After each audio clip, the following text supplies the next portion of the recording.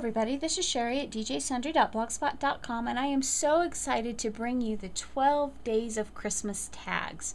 Now, if you're looking for something that is kind of Tim Holtz-ish or a takeoff of his, he used to do the 12 tags of Christmas. This is not the same thing. This isn't a copy. This is something that I have been doing for a while now, and I'm going to give you a story. Now, if you're somebody that doesn't want to hear a story, fast forward until things start moving around, because the whole reason for this series is to inspire you with this story. So several years ago, my husband was pastoring in a really small town, and we had a little tiny grocery store, a few little restaurants. I believe in the wintertime we had about 800 people in our town. And the closest Walmart was about 2.5 hours away. So every once in a while, even though we had a grocery store, to get more variety, we would drive to Walmart every once in a while.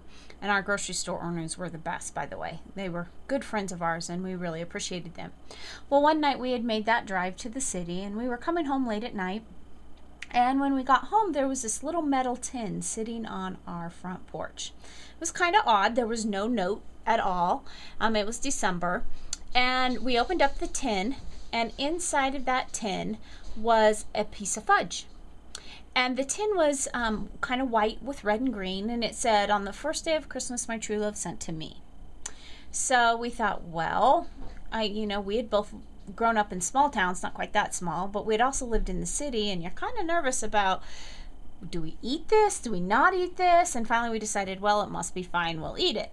I was a little paranoid back then about things like that. Still am, probably, but not as bad as I was then. So the next night or morning, we got up and there was another one. And I don't remember what all the little gifts were. And then on until the 24th, and that day there wasn't one until there was a knock on our door. And there stood this family, and they had kind of the idea of a Secret Santa. They had been doing this for 12 days in a row. And it was so much fun. We never did figure out who it was until they presented it to us. So the next year, our family in turn took those tins and recycled them and did it to somebody else. I think that was the purpose of the gift. And it was so much fun trying to sneak up at night and hoping there wouldn't be a dog that would bark or an automatic light that would come on. And we picked someone in town that we didn't know well. And then on Christmas Eve, we went and caroled at their house, and they invited us in and thanked us, and it was a lot of fun. Well, I looked and looked for years for more tins, and I can't remember what I did. And then we moved to our current city, and somebody else did it to us. Only it was just little tags that they had printed off the internet. So I thought, oh, that's how you do it. And I think I had even done it a time or two, just kind of making up my own thing. And then once we thought that, I thought, oh, I never thought to go to the internet for something like that. So I looked, and I didn't find ones like they made. But I found this website, and it's at familycrafts.about.com. And I found this set of Christmas tags already pre-made. All you had to do was print them in color, cut them out, and you were good to go. Only the gifts coordinated with the song The 12 Days of Christmas, and I really like that. So for a year or two we did that. And then last year, and on YouTube you can find all 12 of last year's tags, or maybe not all of them, because some of them may have just been blog posts. But so this year I decided I wanted to do it again. And of course, we've been doing this, now we've done it several times, and it's so fun for the kids and for us to just try to, it's a spirit of giving to someone else. So I will put the link to the original site where I found my tags. Now, I'll have to say that last year, because I had more time to do crafting and I was just getting into blogging, that I decided to retype out and put the copyright on the tags. And then I saved those in the fonts that I wanted. And so I've reprinted them because I don't want the colored tags to go with my fancy tags. So that is the beginning of the 12 Days of Christmas tags for us. So typically we will start sometime on the 13th.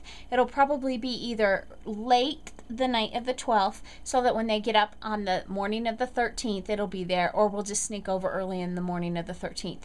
And sometime during the day, every day from now until Christmas Eve, we will be doing our gifts. The fun thing about this particular website is, as I mentioned, the little poem goes along with the gift that you give. So this one says, on the first day of Christmas, your true love gave to you a partridge in a pear tree. Sorry, but I couldn't find the partridge, so I am giving you some pears from the tree the partridge flew away from. And yes, grammar not, if you want proper grammar, I know that ended in a preposition, but I was just copying what we had there. So we have purchased a can of pears, and I'll put it in a little bag or something, and then I'll attach the tag. So I've already cut my tag. So that's the first part of this. The second part of this is I am hoping this year to do something with the tags that are a little bit different.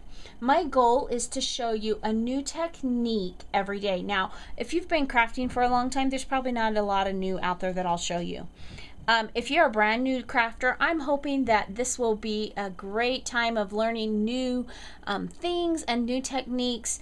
And so each tag will have a familiar theme, and I will talk more about that in a little bit. But each tag will be different with a little bit different decoration, different technique that we'll be using. So for today's tag, the first thing that I want to tell you is I've purchased these craft tags from Ranger. Now I purchased these a long time ago, and I am very blessed. They're number 8 tags. They're 20. There are 20 of them, and you can use any tag. If you want to hand cut a tag, if you don't have anything but paper, that's great. Go for it. These I'm just using, and I'm using them as the base for the sturdiness. And then these are 6 1/4 by 3 1/8 inch tags. And when I counted these, I had 12. I was so thankful because I don't have to buy more for this year's tags.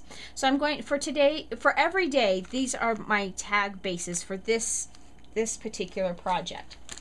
Now for today's, the back paper that I'm using is this from Coordinations, and I apologize for the glare, but this is from Frosty Cabin, and it's 8 1/2 by 11 paper, just something, not Coordinations, I'm sorry, from Recollections, just some paper that I picked up. And this is actually going to be for the back of the tag, and I just cut out the solid green, and I'll show you why in just a minute.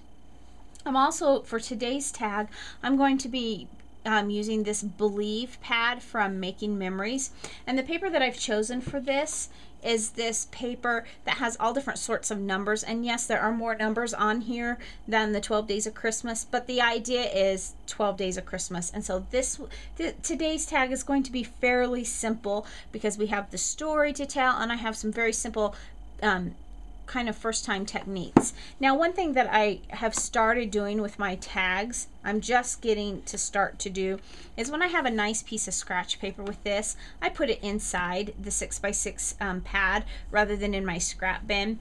And then I've started putting them in quart-size Ziploc bags, just because I don't use my, I don't scrapbook right now. It's not the right season in life for me to do much scrapbooking. So I am not as worried about acid-free because most of my projects are cards and things like that.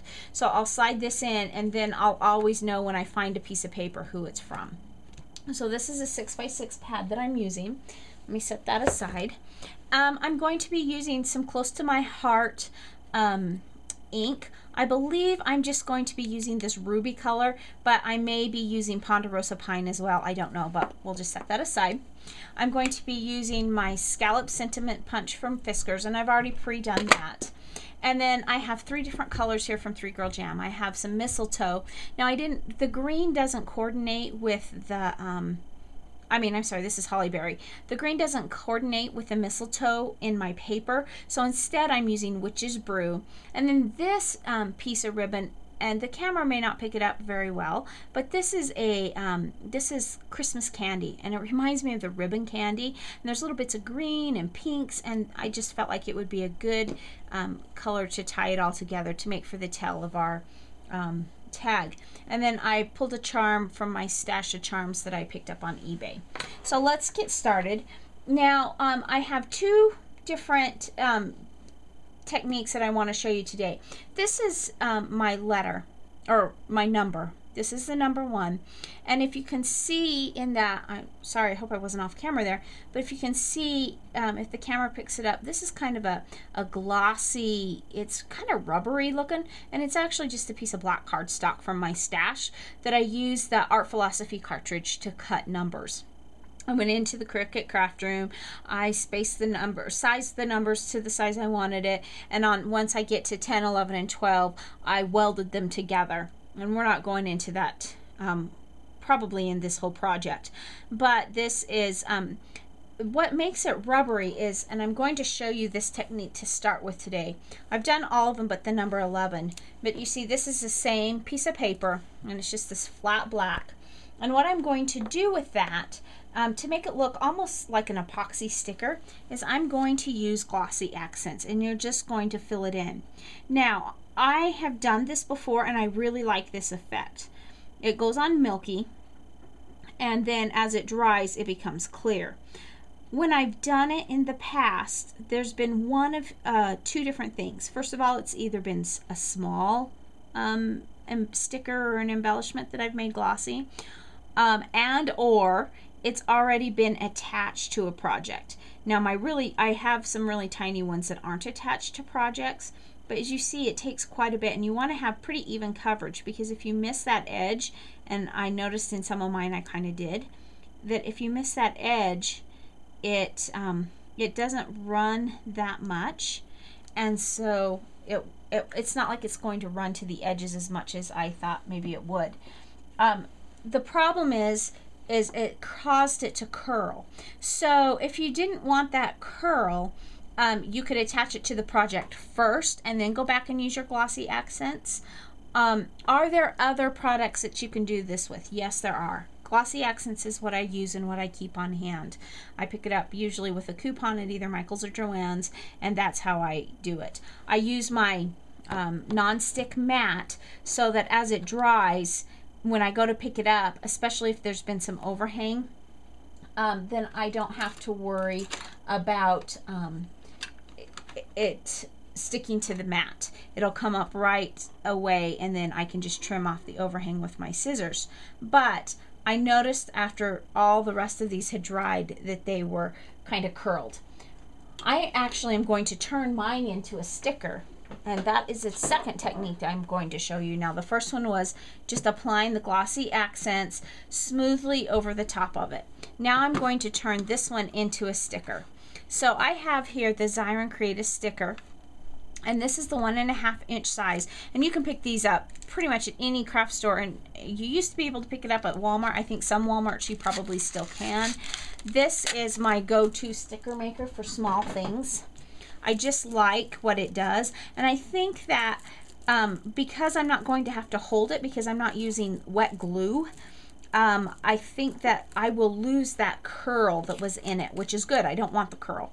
The other thing that I think is that I won't have to, I'll lose the curl first of all, I guess. And then the second thing is it would take a lot of ATG to make that stick to lose the curl. So that's why I'm choosing to do it this way. So this is my number. And so from this, I'm going to decide about how big of a square I want it to go on. And so I'm just going to use a pencil and kind of mark off. I want to have plenty of margin around it. So I think I'm going to just mark it off there. And I cut mine to be 1.5 inches tall. And I think that's about the size that I want it to be. Now, if you don't have a paper trimmer, that's fine. You could trim it by hand. Some people are excellent trimmers. I am not. I never have been. Despite years of 4-H sewing, I have never been a good straight cutter. And so on something that I'm free texting more times than not, I am going to use my paper trimmer. And all I'm simply doing is trimming that in. Now, you saw me run the number through the square, or through the Xyron, and then I peeled off a top. Now, Xyron comes in different sizes, and not all of them have that top plastic. Most, maybe all of the other sizes, at least the ones I've worked with, the top rolls up. but this one you have to peel it off. So before you do, you may have noticed I rubbed it really well, and that's to pick up all of the stickiness that would have been around here that I didn't want anymore. So I am just simply going to take this off, and now I have a sticker. I'm going to center that, and I'm going to just push it down.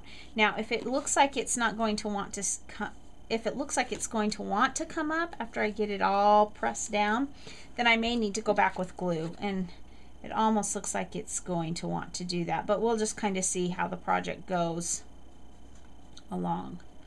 So I think with a little bit of pressure I might be okay. Now I've lost some of that sheen, and I think if I just go back in a little bit and buff it up a little bit, it'll be okay.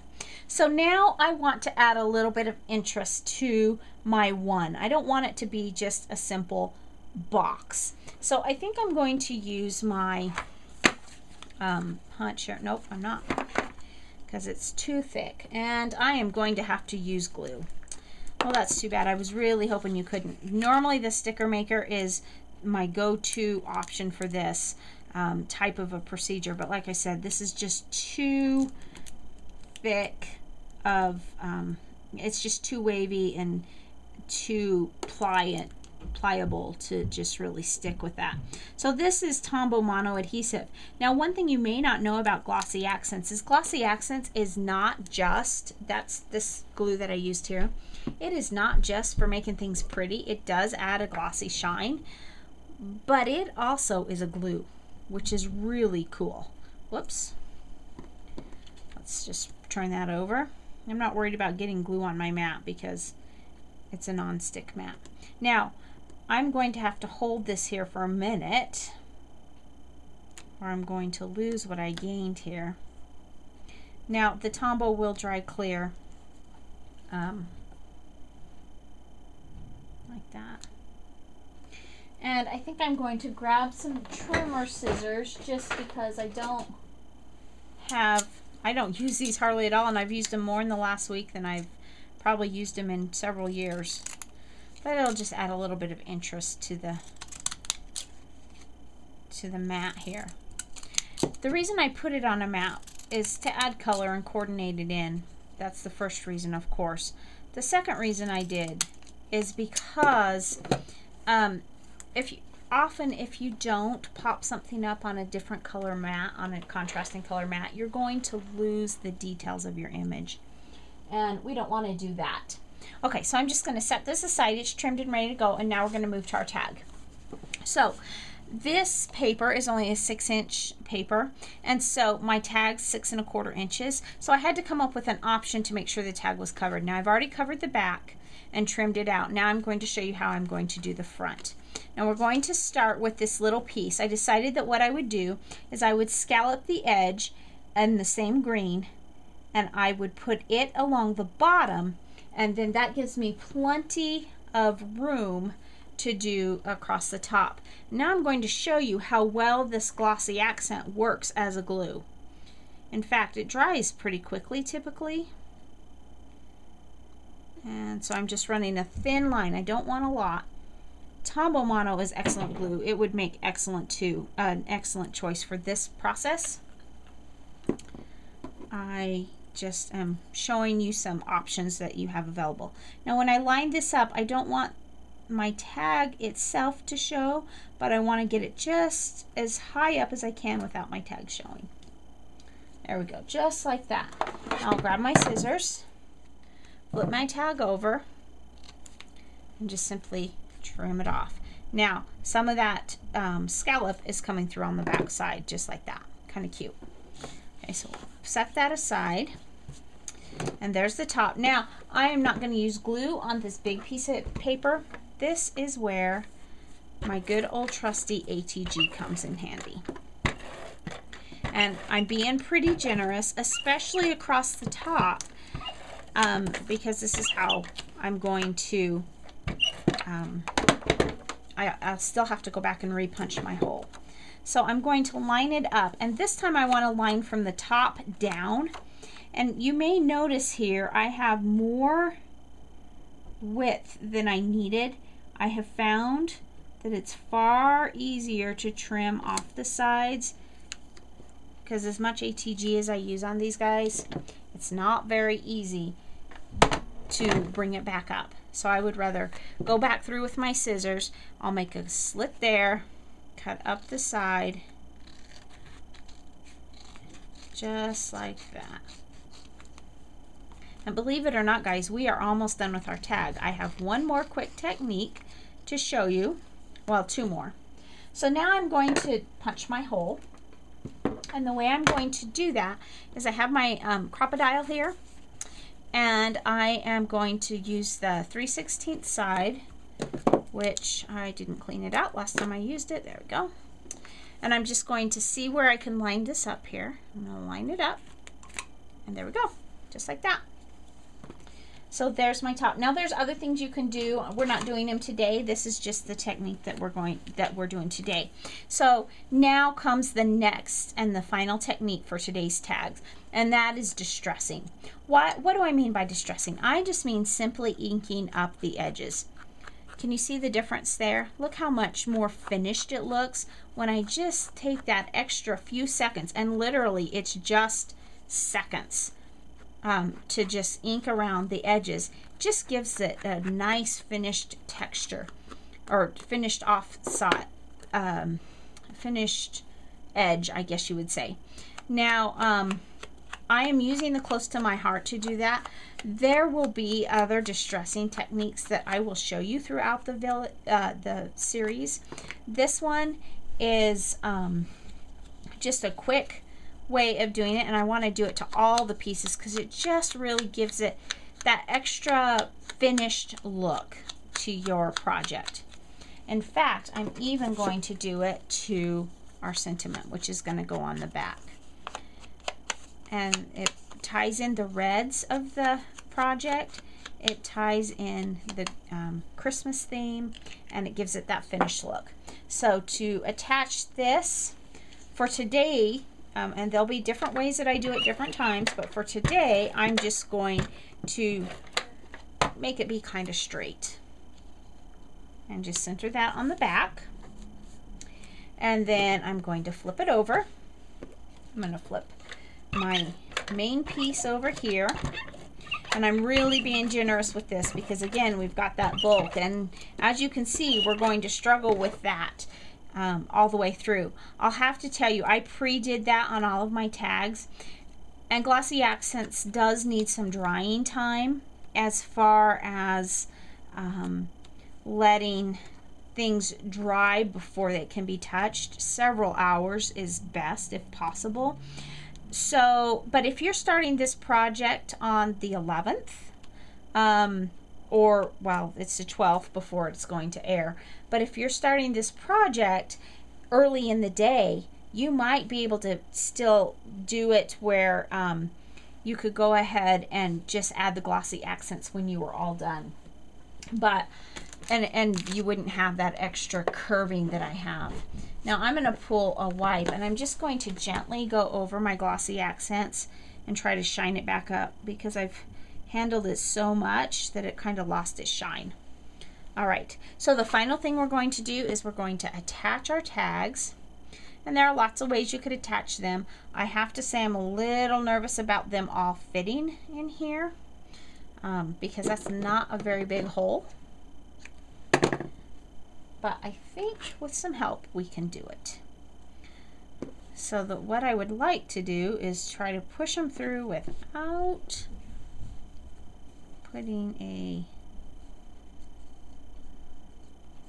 hole in my ribbon. I don't know how feasible that is. Okay, so the way I'm going to do today's is I'm just going to pull all three through just like that, and then I'm going to pull my ribbon through, and it's in varying lengths,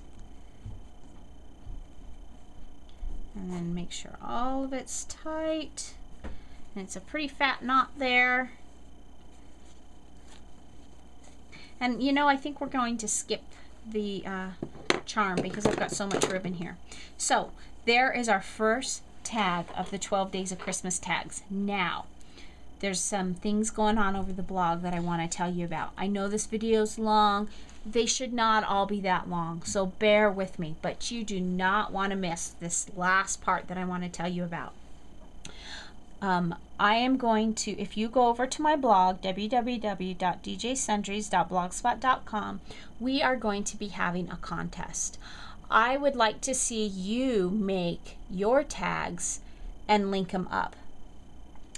You can link up a tag every day during the 12 days of tags, and I will go through at the end of the 12 days, and I am going to choose a tag, and the winning tag is going to receive a prize package. Not a huge prize package, but a small prize package. And let me tell you what it will, at least some of the things it will include. I can tell you right now that one thing that I plan on it including is this My Mind's Eye Christmas Noel. Well, no, it's not this one. I thought it was this one. I ordered the Noel one. I thought this one was Noel, but I ordered the My Mind's Eye Noel Christmas pad. I thought it was a second one of this one.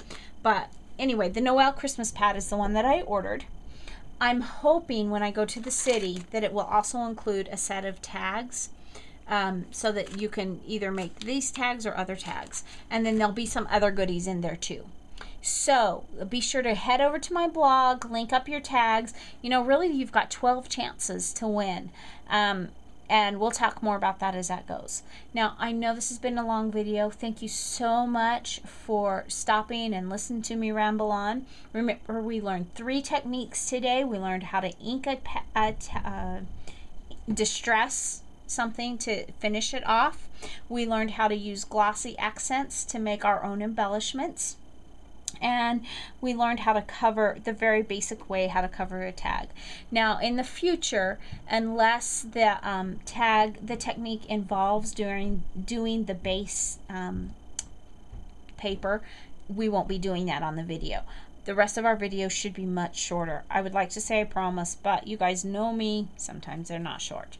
So thanks for stopping by today. Remember to take some time to enjoy the little things. Have a great day. Bye.